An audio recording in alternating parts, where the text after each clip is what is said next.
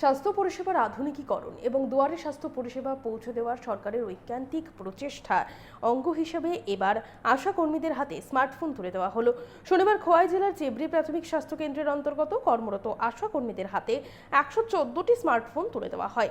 Mobile বিতরণী অনুষ্ঠানে প্রধান অতিথি হিসেবে উপস্থিত ছিলেন কল্যাণপুর প্রমোদনগর কেন্দ্রের বিধায়ক পিনাকি দাস চৌধুরী।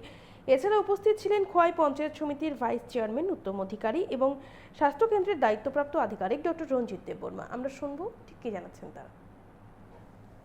আজকে আশা বর্ষা দিবস উপলক্ষে আমাদের রাজ্যের স্বাস্থ্য দপ্তরের উদ্যোগে এবং আমি সর্বাধিক ধন্যবাদ দেব আমাদের রাজ্যের জনপ্রিয় মুখ্যমন্ত্রী মানিক সাহার সদিচ্ছার কারণে আজকে ওনাদের হাতে আমরা ডিজিটাল স্মার্ট মোবাইল তুলে দিয়েছি।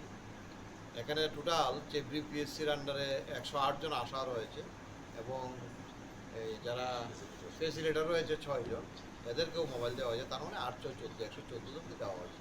এটা স্বাভাবিকভাবে জগৎ আজকে আমরা কি দেখতাম একটা সময়, বেশি না, আজকে 15 বছর পিছিয়ে যান না, দেখতাম মানে ওই অধ্যাত আমলের যেভাবে চলছিল সেভাবেই। বিশেষ করে মোদিজি ক্ষমতায় আসার পর এই যে ডিজিটাল ইন্ডিয়া, স্মার্ট ইন্ডিয়া, ঠিক আছে, তার কিন্তু আজকে আমরা তার বাস্তব উদাহরণ পাচ্ছি।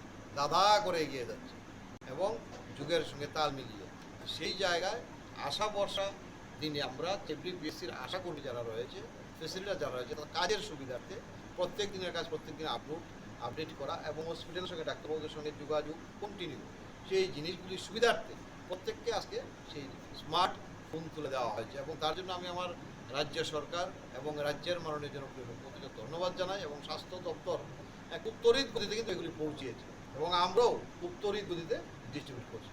এবং এই জায়গায় দেখেছেন আমরা সবাই উপস্থিত আছি। আমরা বিশ্বাস করি আমাদের সরকারের যে লক্ষ্য উদ্দেশ্য এবং ভাব মূর্তি, এটা কিন্তু পরিষ্কার হয়ে গেছে যে না, আসলে এই সরকার যা বলে তা করে।